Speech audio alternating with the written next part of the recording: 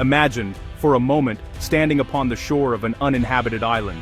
The air is thick, humid, and carries a strange musky scent. As your eyes adjust, you realize you are not alone. All around you the ground seems to writhe, a carpet of slippery, crawling bodies. Snakes are everywhere, coiled in the undergrowth, slithering over the rocks, and even hanging like sinister vines from the trees above.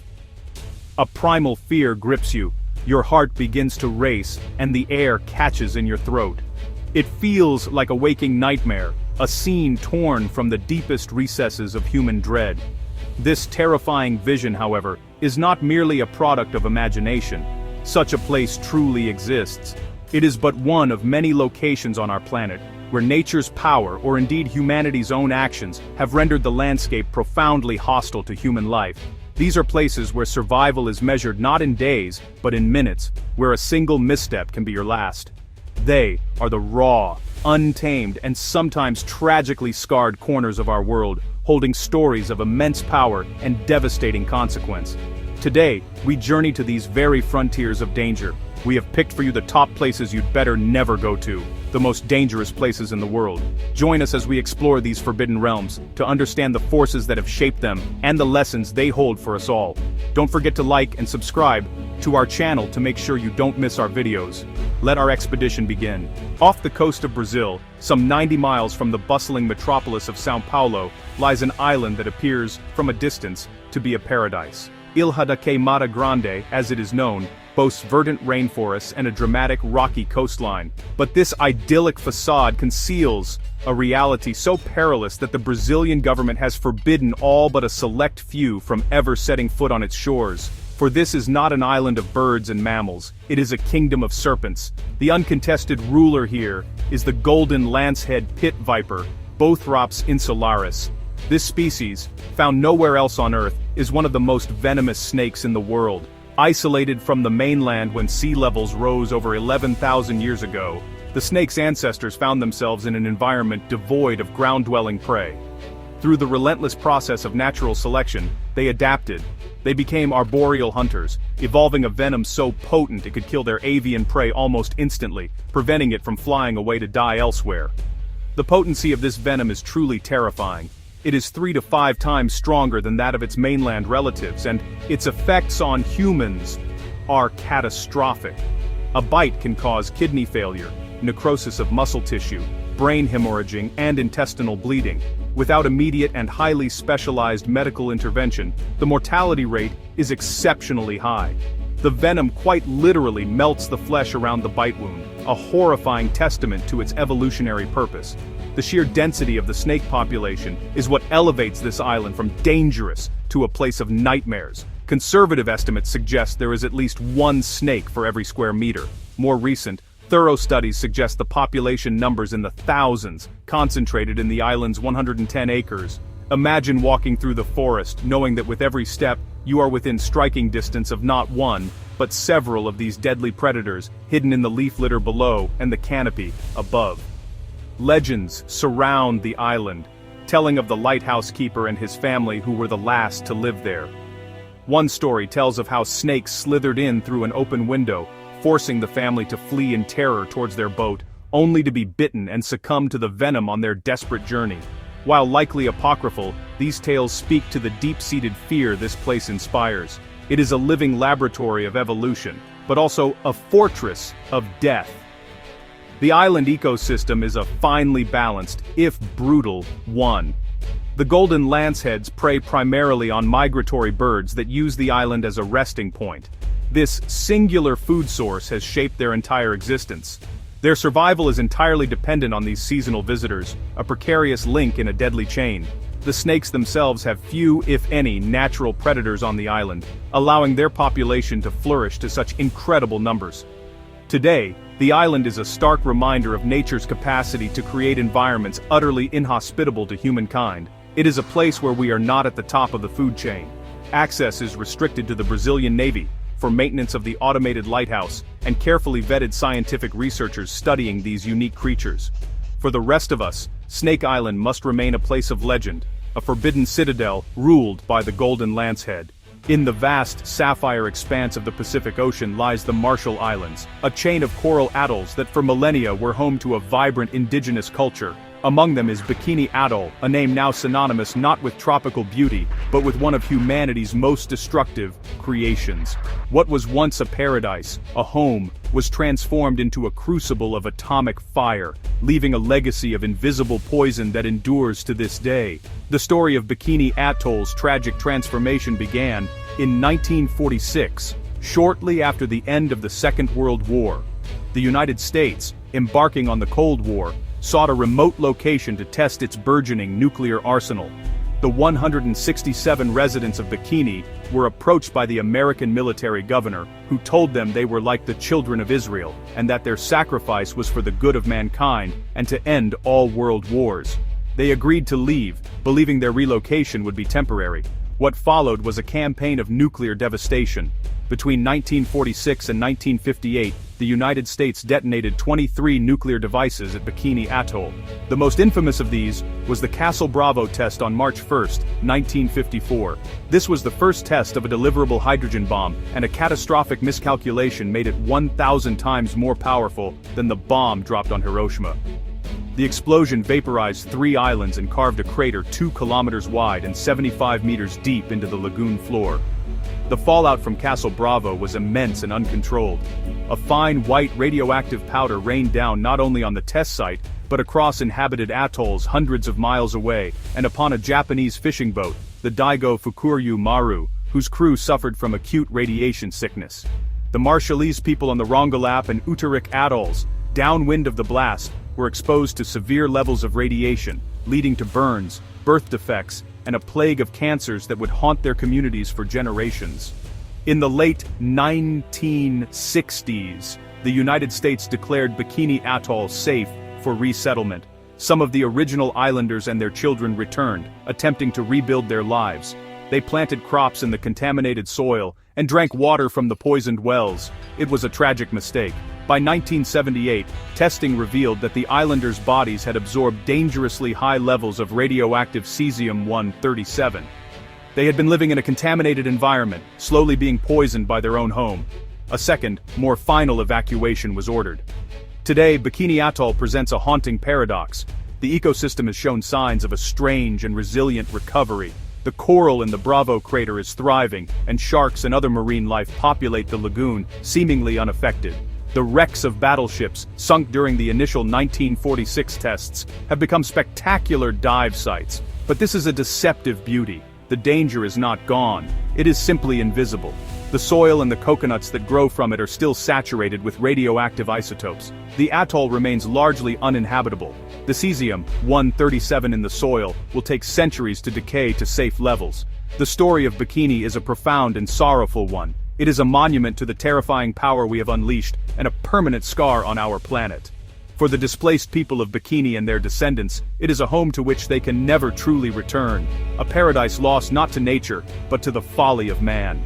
In the Bay of Bengal, part of the Andaman Islands archipelago, exists a place that remains one of the last true anthropological mysteries on Earth. North Sentinel Island is a small forested landmass, but it is not its geography that makes it dangerous. The peril comes from its inhabitants, the Sentinelese. They are one of the last groups of people on the planet to remain almost completely isolated from the outside world, and they have made it violently clear they wish to remain so. The Sentinelese have resisted all attempts at contact, often with lethal force. They are a hunter-gatherer society, and their technology is believed to have changed little in thousands of years. They use bows and arrows, javelins, and simple watercraft.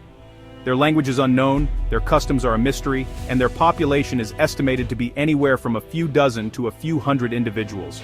They are a living window into a past that has vanished almost everywhere else. Any attempt to approach the island is met with immediate and unambiguous hostility.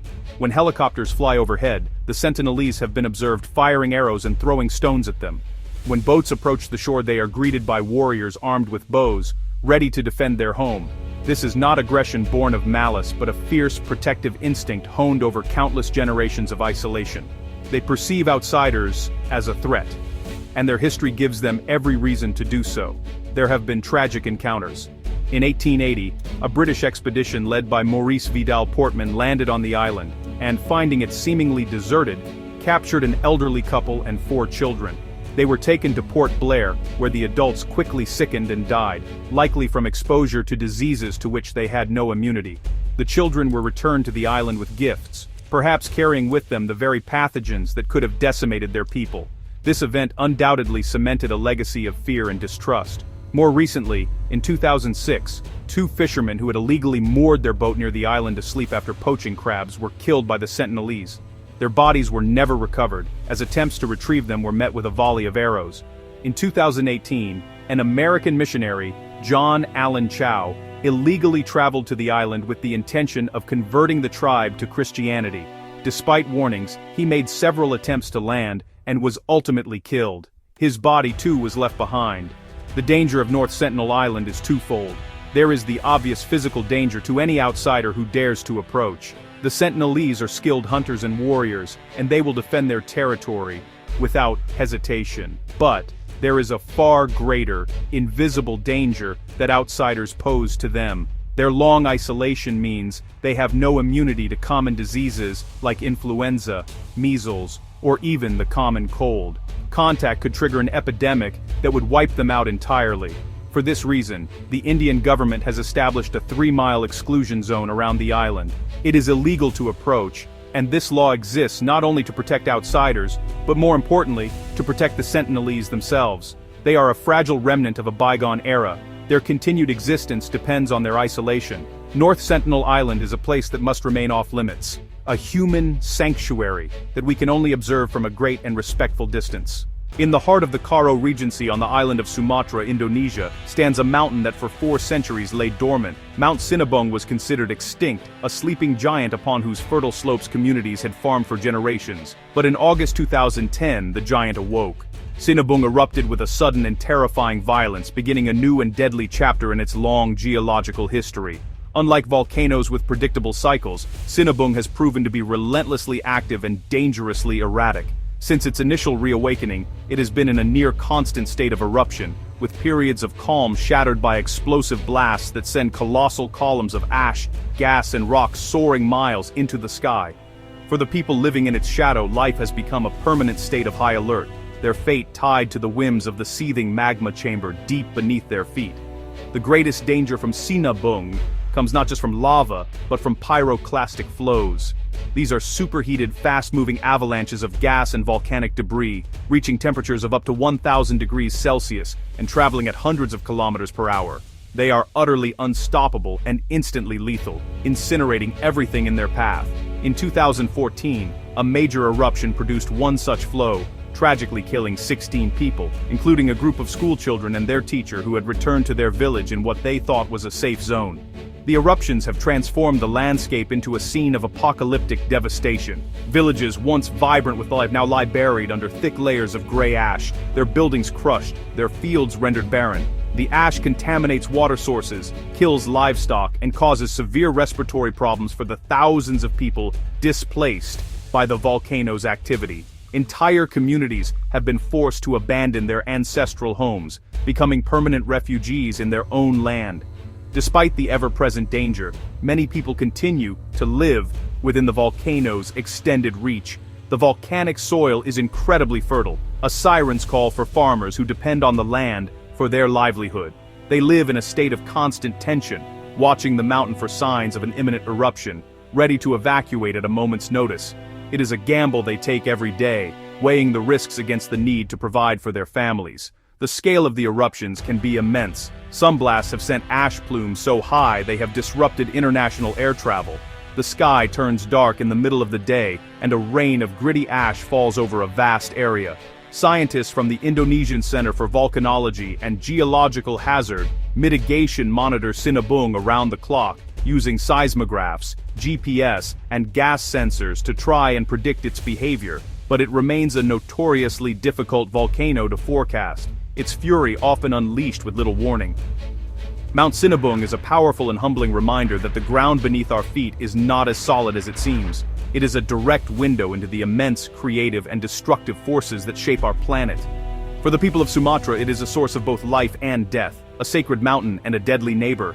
Its smoldering peak is a permanent monument to the raw, untamable power of nature.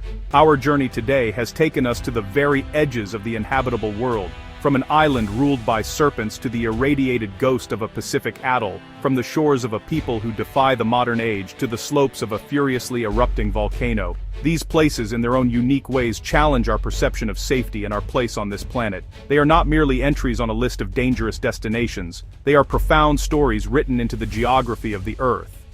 They tell tales of evolution in isolation, of humanity's capacity for self-destruction, of cultures preserved against all odds, and of the untamable geological forces that have shaped our world for millennia.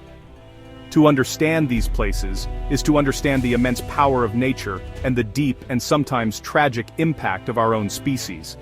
They command a respect born of fear, but also of awe.